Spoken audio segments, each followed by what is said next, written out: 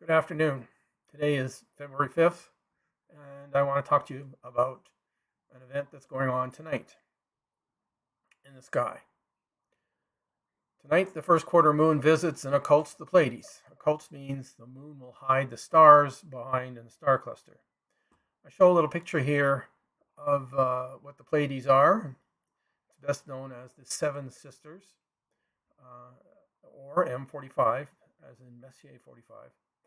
It's a bright star cluster, nearest one to us in the sky, and it's in the constellation of Taurus. Tonight, the first quarter moon will pass in front of it, and as it passes, the stars will disappear on the dark side of the moon and then reappear later on the bright side. So it's a fairly common event. It happens a few times a year, depending on where the moon is in the sky, how high or below on the orbit it is. But right now, at this time, it's happening pretty much every month. It happened in back in the last time it passed through there in January, and it's happening again tonight. And if you're in the right spot at the right time, you might get a chance to have a look at it and watch it happen. I live in Western North America, in Canada, on the West Coast, or in Alberta, and where I am, which is mountain time, it's happening around between 11 o'clock and 3 a.m. It moves across over a period of, like I said, 3 hours, 4 hours, and I'll show you a simulation a little bit later of what it looks like. And it's kind of fun, interesting to watch, and I would suggest that if you're in the right spot at the right time with the right weather, have a look. Take a chance to see what's going on. You can observe it with a pair of binoculars if you have that, or if you have a fairly good cell phone camera, you might be able to take a picture and capture some of it, or you can just watch it and enjoy it. If you have a telescope, which is even better, you can get it up close and you can actually watch the stars disappearing and then reappearing. They'll be more prominently displayed or visible when they disappear. So at the disappearance, because it's on the dark side of the moon, you get to see that a little better. Anyway, what we have then is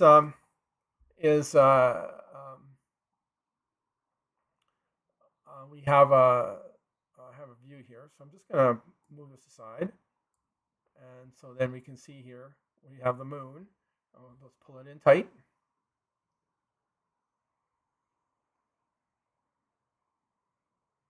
There we have the Pleiades and the moon. And we see here, this is about a quarter to midnight. The moon is getting really close to the Pleiades. I'm just going to tighten it up, the view a little bit tighter here so you get a better look. Just going to move it over here a bit. There we are. So you can see it on the screen. And we see the moon is pulling in here close to the Pleiades. It's about a quarter to midnight, mountain time. And it's over in the western part of the sky. I'll just back it out for a second. So we'll do this again so we can kind of see. You'll be able to look to the west, and you'll see Jupiter, a bright star now, off above, a little higher up, and a little bit to the south, and Aldebaran in Taurus. And if we go out a little further, we see here how it'll be along the line here where we'll have Orion, and above it Auriga, and further over, higher in the sky and off to the upper and right and left, we'll see Gemini and the stars, and Mars will be off there too. So we'll just focus in here on the what's going to happen here, because it's getting really close. And then what I'll do is I will just advance the time, and you can kind of watch it. So we'll just I got to do a thing here. I have to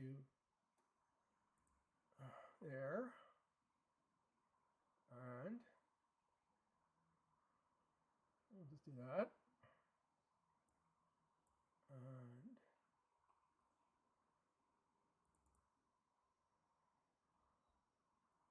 hopefully that, there we go. As we watch as the time goes, it gets into about 1:30 at about 12:30. There we have the moon has started to cover some of the Pleiades, and you see the brightest stars here. And then as it progresses on, you'll see it move over all the stars. It's going right across the lower part of the Pleiades, and it keeps going. And by about 2 in the morning, it's gone past most of the way. But by the way, by this time, it's also getting close to setting, as I'll show you here. Go down, I can down here. I'm going to do a thing here, and I'll put in the horizon. We see that it's down so close to the horizon that is getting behind any kind of trees or bushes or whatever. So by about 2 in the morning, my time, it's below the horizon. If you were further to the west, say out on the coast, it would be an hour earlier. The moon would still be higher in the sky, and you probably see the latter parts of this thing. So that's what I wanted to tell you about this event. It's like I say, it happens a couple times a year when the moon is running across a certain area in the ecliptic. It goes above and below, depending on its order and its position. And this is a time when we see Pleiades occultations this month. Occultation means it's a planet or an object in front of a star behind, and it's hiding it. So that's the term that we're talking about. I wanted to, before I wrap up things up here, say that in the descriptions below on the video in YouTube, you'll see some links. These links will talk about the event in detail, so you can read that. And it also has some links to some resources on my personal website, the rogernelson.ca. There's an article of the Pleiades. I've really looked at the Pleiades many times over the years, and some more information on the Pleiades. If you want to look on Wikipedia, it's a favorite source of mine for astronomical information. It's fairly complete, and it's kind of a go-to place. I used to go look at my books, but now I just go online.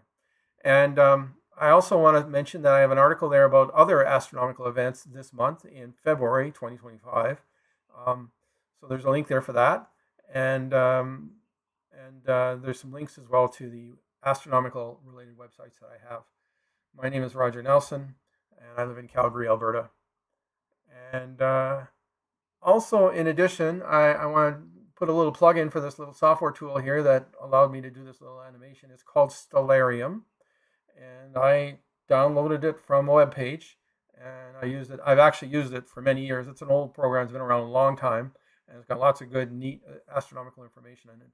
And it's been around a long time, but it's been improved a lot since then. So it's kind of a tool. You can find it on the web. I have a link for that. Or you can go and go find it in the App Store, depending on what mobile device you use, and you can download it from there. There's a free version and a pro version. So if you want to put in a little money, you get a little more features. But it's really handy for finding stars in the sky. I think that's it for today. Coming up in March, we have a lunar eclipse, and I'll be doing a little video on that as well, to provide you some information on how to, where to, and when to see that eclipse, that lunar eclipse. That's more commonly known as the blood red moon, because the moon is, while it's in the shadow of the Earth, the light is bending around the atmosphere, and it's illuminating part of the moon, and it gives us a reddish color. And also, there'll also be more information on events in March, and I'm just going to be doing that every month. So look forward to that in the future. Thank you very much for your time. Have a good day.